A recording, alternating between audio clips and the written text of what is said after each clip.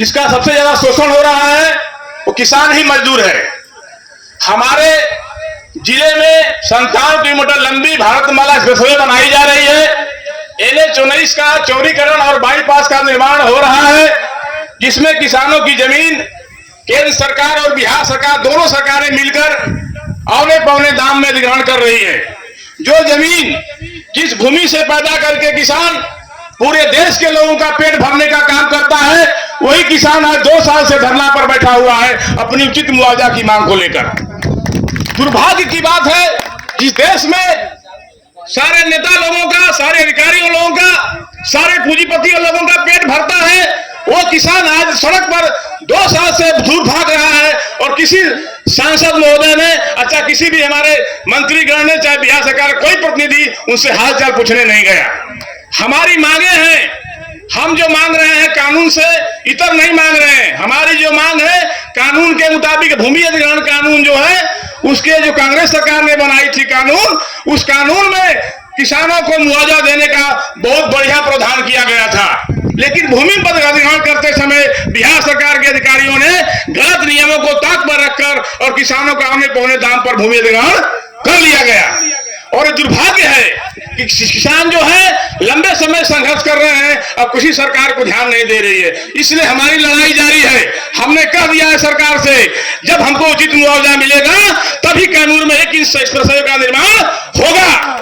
हम अपनी जान को दे देंगे, हम अपनी शहादत दे देंगे, लेकिन कैमूर में 1 इंच सड़क का निर्माण नहीं होने देगा। मैं दावा के साथ कह रहा हूं, सारे किसान, कैमूर के जो किसान हैं एकजुट हैं और संघर्ष करने के लिए तैयार हैं।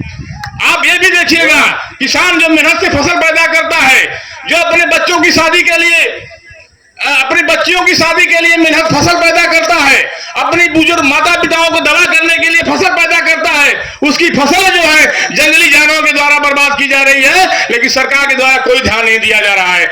हमारे चांद में, खास करके चांद में, चैनपुर में, कैमूर जिला में कई प्रखंडों में ऐसा समस्या आ गई है कि आज खेती करने के लिए किसान खेती छोड़ रहा है जंगली जानवरों के चलते।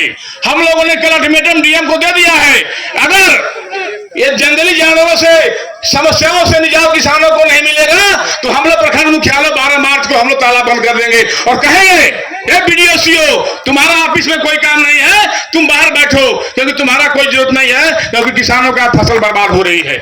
जिस फसल को बेचकर आप अपने परिवार का अपना पेट भरते हैं, वो फसल अगर बर्बाद हो जाएगी तो आप कहां के रहेंगे। इसलिए किसान भाइयों, मजदूर भाइयों, सभी माताओं बहनों से मेरा गुजारिश है, अब अपने से लड़ने, अपनी समस्याओं को अपने से लड़ने के लिए आगे आने होगा और अपने संघर्ष के लिए खुद को लड़ना होगा।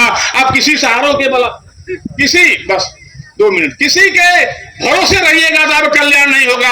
इसलिए मैं आह्वान करता हूं भारतीय किसान यूनियन की तरफ से, किसान संघर्ष मोर्चा होने के नाते, मैं अध्यक्ष होने के नाते, मैं आप सभी से आह्वान करता हूं कि अपनी समस्याओं के लिए, खेती की समस्याओं के लिए, खाद की समस्याओं के लिए, उपज की लाभकारी मूल्य के लिए, फसल बचाने के लिए, जमीनों का अधिग्रहण उचित मुआवजा के लिए आपको आगे आने होगा और आपको अपने बल पर लड़ाई लड़ना होगा। और किसी के सहारे से लड़ेंगे तो आप फेल कर जाएंगे।